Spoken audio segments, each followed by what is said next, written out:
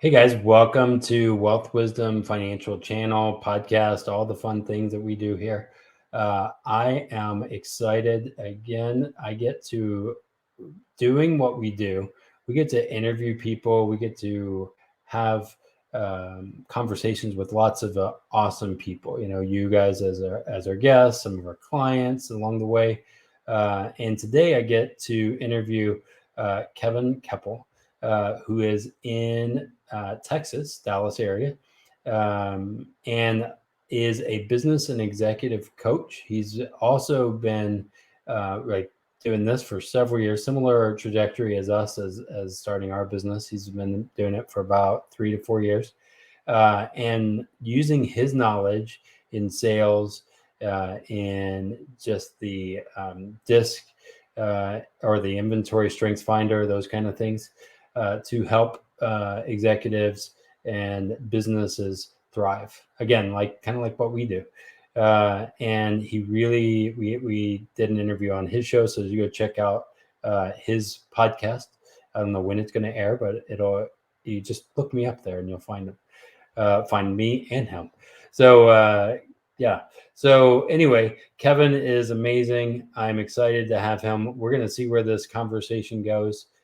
He used to be in the similar industry as us, and now he's doing the coaching thing, business coach. And you can tell there's a lot of I would say coaches out there, business coaches who haven't actually done anything. You know, they'll tell you what to do, but they've never actually done it. And so I was talking to him earlier prior to this, and he's actually done the things that he's telling people to do. So that's an awesome thing. So anyway, here's Kevin.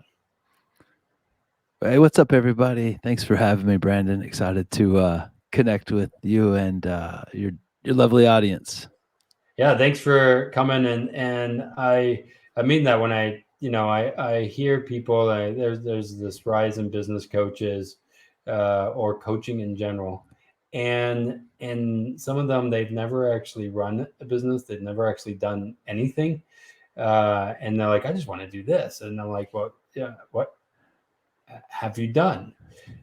So yeah, take us back. What have you done that led you into this industry that you're now in, and why do you all of a sudden want to coach people of all things? It's a really good point you made about the plethora of coaches. I think coaches replaced phone booths on every street corner, but since those went obsolete, now they're taken up by coaches. But anyways, a few years back, I was working in the financial industry, as you mentioned, and I was having success and I was winning the trips, and I was really getting to help people, which was, the main driver. We all want to be a part of the solution. Mm-hmm. And I was actually working with a business coach myself, and we were talking one day, and I was just frustrated because I had just gotten a pretty decent sized check, not a big check like on TV when you win the Masters tournament, but a large amount direct deposited, and I looked at that number, and I remember thinking to myself, there was absolutely zero joy in that money coming to me. And I was happy that I helped people. But I thought, man, if there was two more commas in this, I don't know that, yeah, that'd be cool, but it really wouldn't make me happy. Like, I think the happiness level would stay about the same. And then I immediately flashed back to Stephen Covey's book, 7 Habits of Highly Effective People. And I think it's like habit 2. He's like, make sure your ladder is leaned up against the right wall. And I was climbing this ladder that I didn't even want to be on. And, and I love the people I worked with, and I love the people I got to serve as my clients. But I just found myself on Sunday night not wanting to go to sleep because I had to wake up on Monday and go do something I wasn't passionate about. I was Mm-hmm. good at it, but I want to spend time doing things I'm elite at, and I get to use all of my skills and my talents, and completely focused on one thing because I know that's where I'm going to make the biggest impact. And so the business coach I had, we got clear that I wasn't happy at all. And, hashtag duh, I think I already knew that. I just hadn't admitted it to myself yet. And, he's like, what do you want to do? And long story short, I figured out that I wanted to serve people by helping them figure out what their version of amazing look like, so that, we can all be aligned with our true purpose and our true genius, and really go out and do things that we're passionate about while we're mixing generosity into that. And so we're, growing as much as we possibly can and giving it all away. And when people are working on purpose, that's a pretty happy world if we all get there.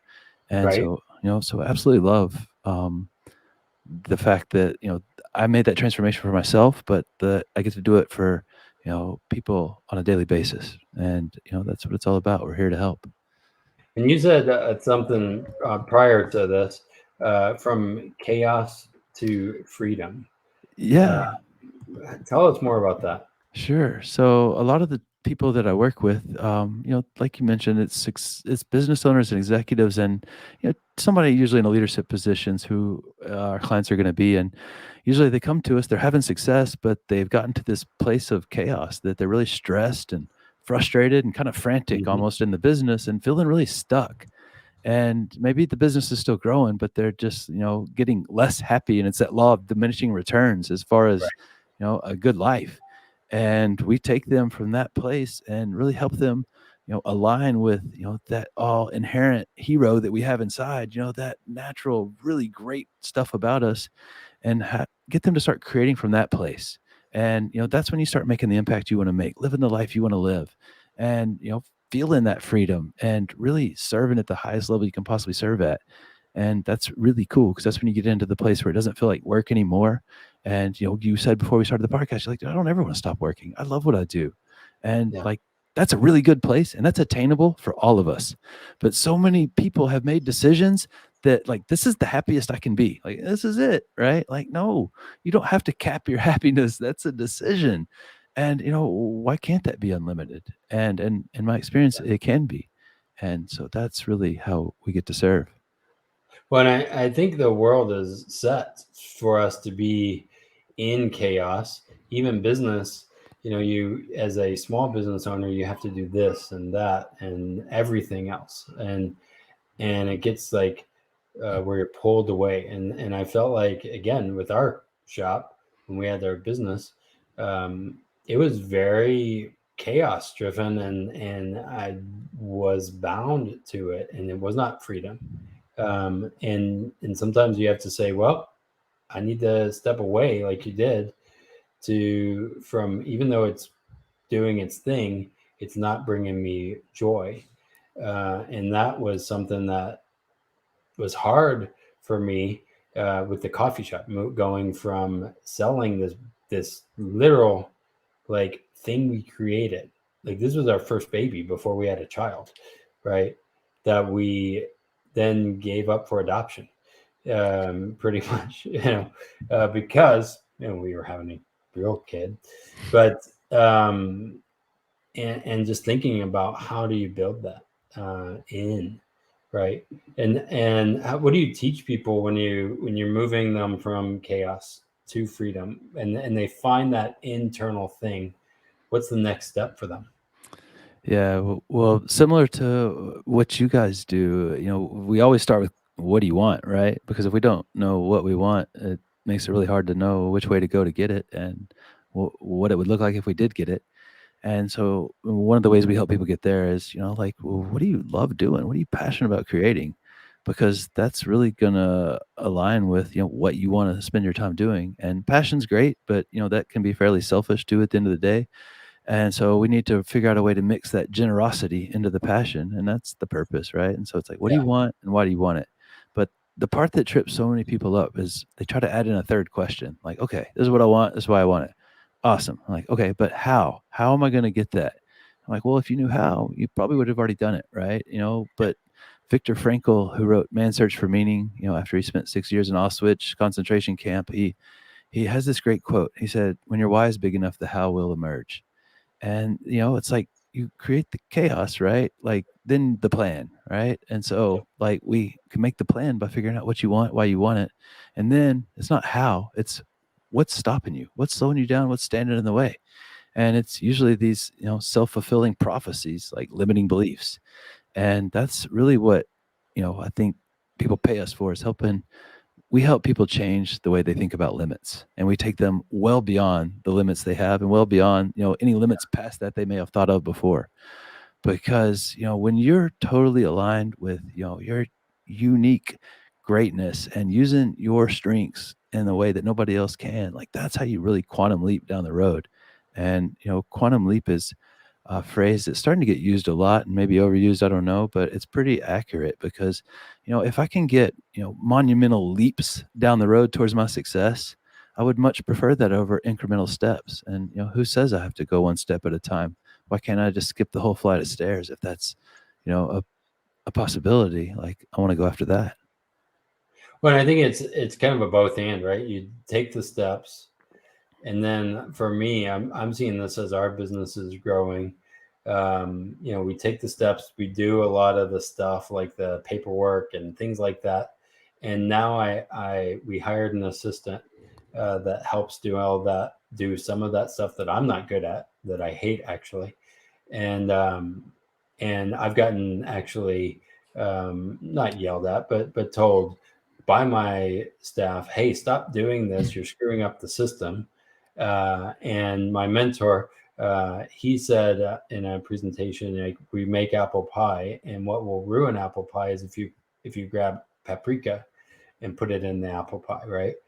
And so at the office, no joke, the other day, like, they're telling me all the time now, don't put paprika in the apple pie, you know. And I'm like, oh, good. I don't want to do this anyway, but I feel like I'm supposed to because I'm the one of the CEOs, right? Need to follow up. I need to do this, and not trusting the process, and building in those people that can do those things better than I can. Um, that's a hard part to do as a business owner, executive, all of that stuff. Yeah, I think that's a really great point. One of the best questions we can ask ourselves on a continual basis is, what do I need to stop doing? Mm-hmm. Because perfection's attained when there's no more that we can take away, not no more that we can add. And, like just because I, can edit my podcast when I make it and produce it doesn't mean I need to be doing that. Yeah, yeah, And yeah, the day I started paying somebody else to do that, which helped him, because he's making, more money at his job, and gosh, and he probably does it in a tenth of the time it took me, and it sounds 1,000 times better when he does it. And it just not having to think about that freed me up so much. The mm, first, like, website I built, which hopefully nobody ever finds, was incredibly frustrating, time consuming, and stressful, and, yep. like, that's not my genius, and I would put it off and put it off and put it off, and so it's like, why can't I empower somebody else to do the things that I'm not good at? And that gives me more time to create and do the things that, bring me joy and really help other people and, help me make a massive impact. Well, and also people follow that, right? Whenever they see joy and you love your job, it's almost like that money magnet thing, right? People want to be a part of that more. Yeah. And it's interesting when rich people, you're trying to sell something, and you're new at like even our industry, and in this, I'm like, first couple of years was difficult because you feel like you got to make the money to do all this, but then after a while you're like, yeah, whatever, I'll fire you, like, literally to the client. I mean, I've never actually said that to a client, but or potential, but I have thought it. But But that's that's the 8 on the Enneagram for me. yeah, there's definitely 8 on the Enneagram. The 7's gonna avoid that at all costs, right? We don't like confrontation like that. But I think that's a really powerful thing that you said. You get to be picky about who you spend your time with. Yeah, And after talking with you earlier on our podcast and just before this show started, understand pretty well, I think, the type of people that align with your values, and it's similar to what we're looking for. We're looking for a certain type of people. We're looking for really inspired leaders that, want to, have a vision of doing something big that really helps a lot of other people. And we're looking for people with that servant heart, right? That really want to be a part of the solution. And, then of course humility has to be there, yeah. because, if we're not humble, then we've arrived, and, what's left to do but just die, I guess, once you've arrived, because you've reached the pinnacle, right? Well, and I think that's a problem in our world, right? Humility is not there, and then even in the financial world, it's not a place of service; it's a place of sales. And what I want for our even firm and all of this is like, we are educators. That's why we have a podcast and a YouTube channel, is because the questions may change, or the answers may change, right? The questions may be the same, but your answers may change, and being able to ask those and being okay if those are different, right? And not being dogmatic, right, about it. Whole life versus the market, this versus that. Most of the time, it's a both and, because we're complex people. Yeah, Um, I love that you said that because in the financial world and so many other industries, I've seen people who tout, "Oh, I've got 25 years of experience," like a that that's their badge of honor, and that's great. But if your experience consists of you learning for that first year and repeating that first year's learned experience 24 times, that's not really 24 years experience. That's 24 years of tenure. Yeah, yeah, but 25 years ago, you're pretty outdated if you're throwing around, quarter century old financial information or just about any other information. And I think that's a very humble statement for you to make. It's like yeah. I don't know what the answer is today, but you know what? I'm willing to find out. And I'm not married to being right. I'm married to being better.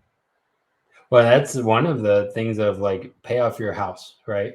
Every people say that I need to pay off my house because that's going to bring freedom. Well, maybe that was the case in the 80s, when interest rates on the house was really high and we didn't have credit card debt, right? Maybe it changed. Maybe it didn't. It depends. What's your interest rate is what I like to ask. Um, on those, that's just on money.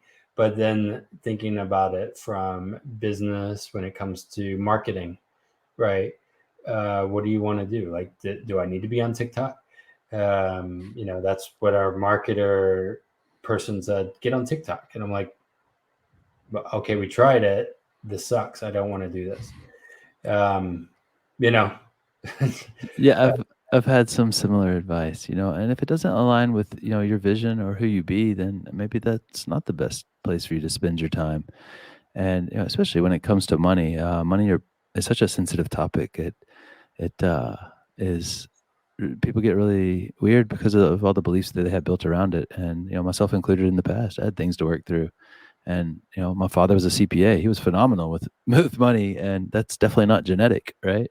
So I had to learn a lot of lessons. I took the long way on some, but that's that's the road I chose, and I'm really glad I did because the contrast of what I don't want helped me see what I do want, and I want to build wealth, and I want to do it in a certain way, and I want to do business a certain way, and I want to be around certain types of people, and because I'm intentional about it, we usually get what we're looking for.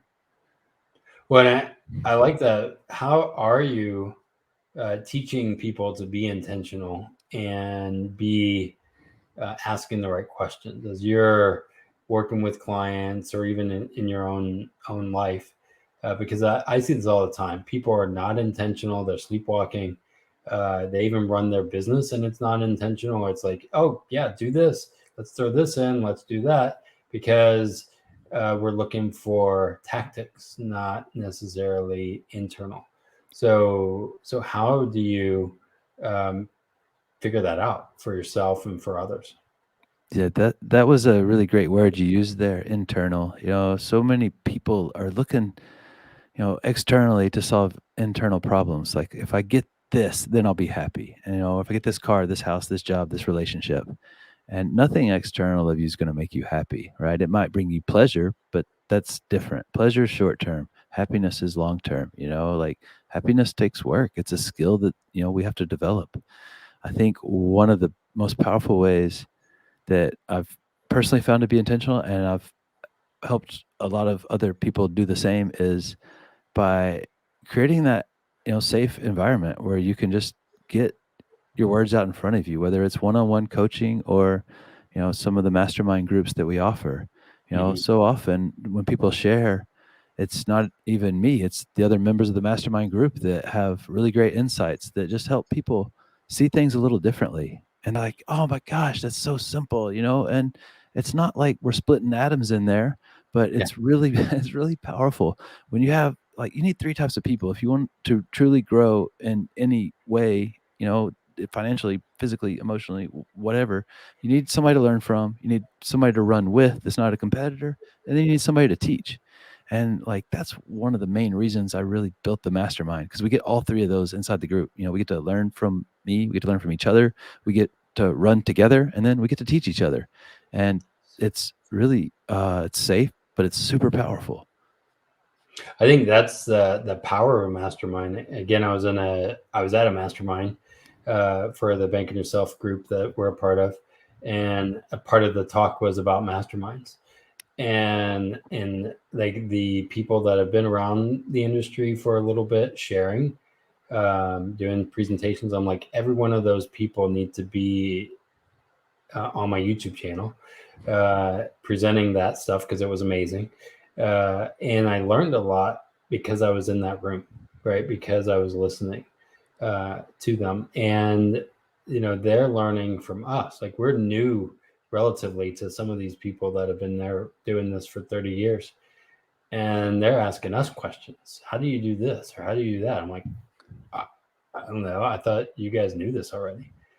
Um, and I find it interesting to be that teacher. When you're teaching something, you actually learn more, but you don't always be in you're not always in, I was saying always be in the teacher role, but that's not good English. But being in the listener role, right? That's a hard thing for me as an 8 to be quiet. But like, being in that position too is that humility, right? Of saying, I can learn from somebody who's new in the business, who just started a business. There's humility there. Yeah, and that's, man, that's exactly what I've seen. We had, for the past couple of years, we were doing a couple of different types of tiered masterminds for different levels of success in their businesses, and the more successful people were in their businesses, the level of humility always seemed to follow that. Like as people grow more successful, they seem to be more humble, right? And that's so powerful. Like I have, a client that I was working with earlier, and she runs a multi-million-dollar company and does it very well. And she's asked me questions that are in her area of expertise with her business, like, what do you think about this? And she comes from a very humble place, and she knows I don't have the expertise in her specific industry, but she just wants to know what I'm seeing that she's not seeing, and just what I can mirror back to her. And that's like, well, man, even if you're not a coach or a consultant or anything like that, one of the greatest gifts you can give to people is just simply your alert, aware presence. Right. And everybody in the world wants to be heard and seen. Yep. And when you give somebody that, that's a real gift. And really, really cool when you can get into that like mastermind type environment, because you have other people that have levels of success that you respect, but they help you see what your version of being more looks like. Yeah. And then you can, it's even easier for you to step into that space. I'm reading this book. You've probably read it, called Atomic Habits. The and the reason I'm reading it is because everybody's been saying to read it, and I was like, I'm not going to read it yet because it's the big thing that Anyway, it's because I'm going to push it off. But I'm reading it now because I'm doing this like diet, right? And what I've learned is there's so much manipulation, even in our food and in everything, to keep us addicted, to keep us going, to keep us listening to YouTube and the marketing things and all of that. And everybody's speaking, wanting to be heard, right? That's what marketing is basically, is for who's the loudest voice. And just thinking about, as a business, how are you heard? You be a good listener, right? It doesn't have to be a huge thing. We don't have to be the next like P&G or something like that, but like, that's more freedom to me, right? Than being the next, I don't know, Edward Jones or something like that. I don't really care. Maybe a little, that would be fun, but no, probably not. I would be like you, like say I'm out. Anyway, So at your comment on Atomic Habits, yeah, I read that before. It was like super hyped, so I probably would have been the same as you. Like, if everybody's telling me to do it, that's like kind of what I push back against sometimes. I've got a 7 with the 8 wing, so the 8 yeah, comes out. But I think, the word habits, like, I think it makes some people fall asleep. They're like, oh, habits, right? But man, like, that's one of the things that we do is like helping people understand their unique genius, right?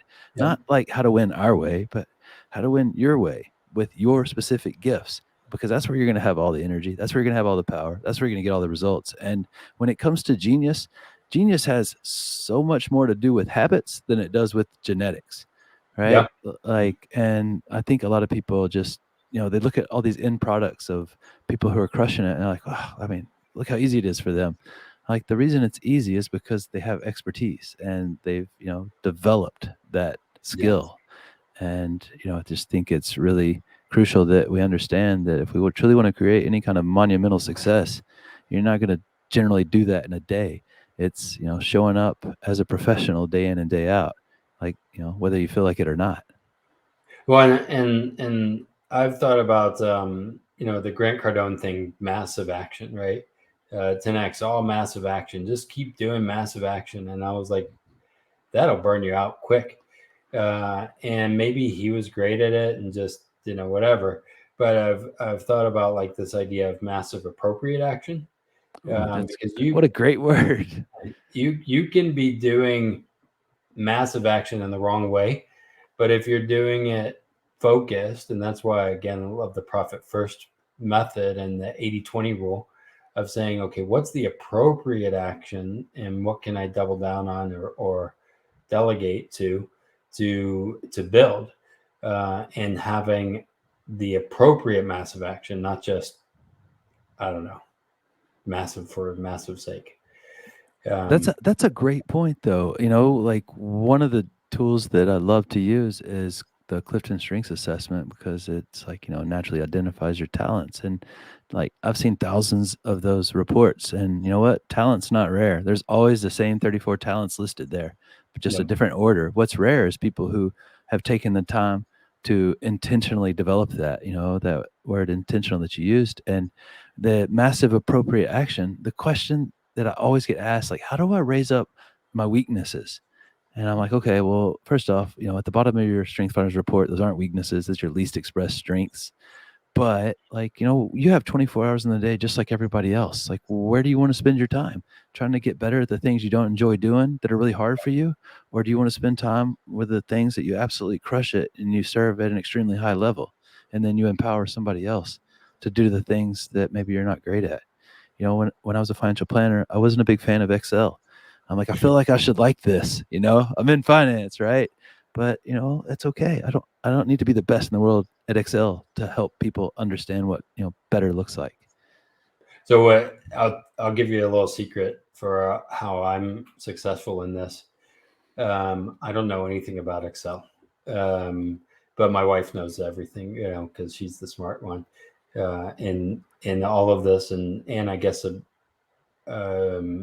millennial, so she knows all the short codes and everything else. And I'm one of those that says Excel's broken, and she's like, it's not broken, it's you.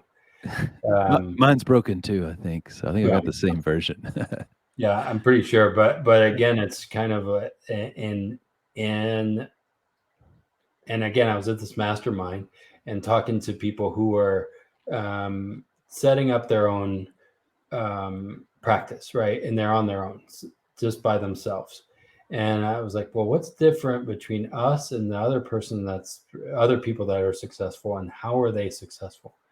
And what I found was, they had a community, right? So already within us, because my wife and I are married, there's a community right there, and we are building that, and we can then expand it a little more, right? And so what I'm hearing is, hey, with a mastermind, you have a community. You might be solo, but then you've jumped into somebody else's kind of sphere that has helped you build your agency or whatever it is, even if you're by yourself.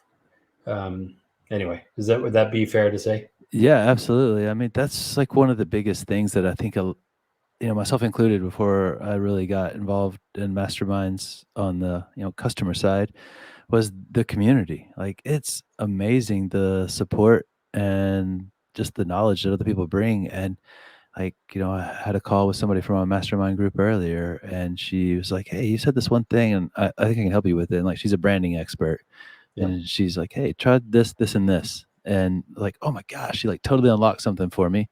And it was just because of a casual comment I made in a mastermind group. And it's really, you said this earlier, and you're talking about the loneliness of leadership. And whether I'm a business owner or maybe a VP or director in a company, it can get lonely because I don't always have a safe place to go and be heard and work on my ideas. And so instead of going into the unknown, where the only place that creation actually happens is in the unknown, we Yeah. cling to the known. And it's like, I'm sure you see this all the time. People cling to this reality or cling to the known that they don't want, in spite of just having a little courage and going into the unknown and just seeing what happens.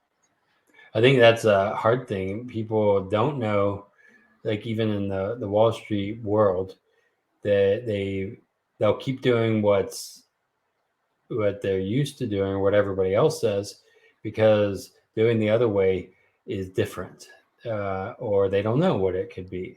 Even though you could show with good degree of certainty what it would do, people still stay with what they're used to. And that's why, again, having a group of people together, and why I think anybody, if you guys are listening to it and you feel alone and you're a like an executive or business role, join a mastermind, join his mastermind, right? Create a mastermind, something. Yeah. But find that, and people will, they in the group are going to help you, push you, right? Hopefully, not in a hard way, but saying, maybe you're just going in the same routine, right? What is that definition of insanity? Is it doing the same thing and expecting different results, right? Like, how many insane people are out there? Apparently, everybody. Um, because we know we should eat healthy, but we keep eating bad and eating McDonald's, and that's even though we know. Anyway, so I guess we're all insane. Yeah. Well, Yeah, and that's also like, the definition of insanity, but also the definition of addiction. yeah, Addiction is repetition with really no payoff, or at yep, least a negative addiction. And people get addicted to just the the frustration, the stress. No, like busy's good. I'm like, I don't want to be busy. I want to be productive. Those are two different things. And Peter Drucker, in his book The Efficient Executive, he has that great quote: "There's nothing so useless as doing efficiently that which shouldn't be done at all." And the first time I heard that, I was like, "Oh my gosh, he's talking to me," because I feel like I was doing so many things like that just didn't need to be done. Like, yeah, but I yeah, sent like 800 emails. Like, yeah, we don't need to send those emails. I was just like, I wish I had the humility to hear that a long time ago. But you know what? Like, I can sit around and wish all day, or I can do something about it right now. And you know, the the simpler that you keep it, the better results you're going to get. And going back to your great word of intention, it's like, okay, what are you intentional about? Like, because with no intention, you're going to get whatever you get. And with intention, you usually get what you're looking for. And so if looking for a powerful intention, just the intention of abundance is a really right, powerful place to be. right. And at the end of the day, the scorecard is simple. Did I think abundantly more than I didn't? Yes or no? Or if you feel yourself struggling, am I being abundant right now? Yes or no? And the opposite is scarcity, and scarcity is fear, lack, worry, all that stuff that nobody wants. Yeah. And I think that's a hard part of building the scarcity and abundance, right? And again, part of why I love the profit first system is we have a degree of scarcity, but if you know what's not working, you can put more fire into what is, right? And so how do we build abundance within the scarcity, right? If I have a finite amount of marketing budget and I know what I have, well, then I'm going to look a little clearly to put fire on the right things. I hope, but there's no, like, here's the thing I learned in marketing, right, or in general. People are looking for answers. They're looking for freedom. Um, you know, there's a lot of voices out there, um, and there's a lot of people in pain. Like, how can we help as many as we can? And sometimes it's an obscurity thing that we're dealing with, but there's no um, deficit for all the people looking for freedom, right? And so we just want to be the answer, right? Helping them find the answer. It's kind of like the one beggar showing another beggar where to find food. That's kind of what I'm doing, and I'm like, I hope I'm not a beggar. I don't want to be a beggar when it comes to that. But you know, Yeah, no, anyway, I mean, we're you know what, like we're all just trying to figure this thing out, and I think that it's so important for everybody to remember that we're all in the middle of the journey, wherever you're at, and every single thing looks messy in the middle. If I went outside halfway through getting dressed, I'd probably go to jail, right? Like, hey, dude, you're wearing a sock, but it's not a failure. I just haven't finished getting dressed yet. And life is the same way. We haven't finished yet. And so, if you're unhappy, don't feel bad, just do better. And one of the really cool ways to do that is to get around some like-minded people that want to be more as well, and have servant hearts, and are humble, and really cool things are going to happen. Whether that's a photography club, or a business mastermind, or your church, or whatever. But when you're stuck with just you and your thoughts, you're just recycling the past over and over again in a lot of cases. And your reward for that is guilt and depression usually. And yep, you might flip the switch and, well, you know what, I'll think about the future for a little while, and then you get anxiety. And it's a little frustrating. And the yeah. solution, let go and just stay present, and you know keep So going. So, as we end today, what is something that you want to share with people that you haven't, like you said this to me, that you haven't shared yet, that you want to make sure that our listeners hear? And how can people find you? If they, and I would bet you some people, again, are in the lonely sphere. How do they join your mastermind? Sure. So, thanks for asking. That's a great question. So, first off, if you want to check out what we do, you can go to kevinkepple.us, and you can get a little more information on what our groups look like. And down towards the bottom of the page, there's an option to schedule a call. We do screening for all the people that come into the group, because we want to curate and make sure, like I said, it's inspired leaders with the servant heart that are humble. But if that feels like we'd love to connect with you. And really, the purpose of the call is kind of three things. Like, maybe we can solve a problem for you right there on the call. That would be awesome. We do that all the time. Maybe there's somebody else we know that you want to know. We'd love to connect, our friends. And if it's right, we'll recommend the group for you, and really, see what kind of magic we can create in there.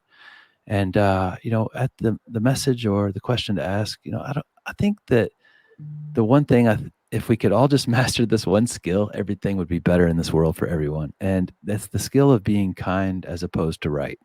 If I'm kind more than I'm right all day long, like, really good things happen, because I've never walked away from a conversation with another person and be like, man, they were so right about everything the whole time, and I was wrong about everything. It was awesome.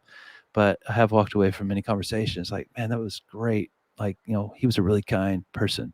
And, Mhm. that's definitely would be my answer. When my wife asked after this call, I'm like, man, Brandon was great. He's really kind, but he's really brilliant too. So, at the same time, like, that's who I want to be around, people that have, a big heart and a big brain. And, that starts with being kind more than right. So thanks for asking that question. Awesome. Well, I will say I've been around again, my wife, who has a bigger brain. She's a University of Chicago student, and Yeah. studying for CFP. So I just take what she said, and you know, um, That shows intelligence. You listen to your wife. That shows a very high I'm intelligence. still married. Yeah. Yeah. So Cool. Well, Kevin, thanks for being here. And as you guys are listening to this, remember that you're in charge of your own life, and take charge of that, right?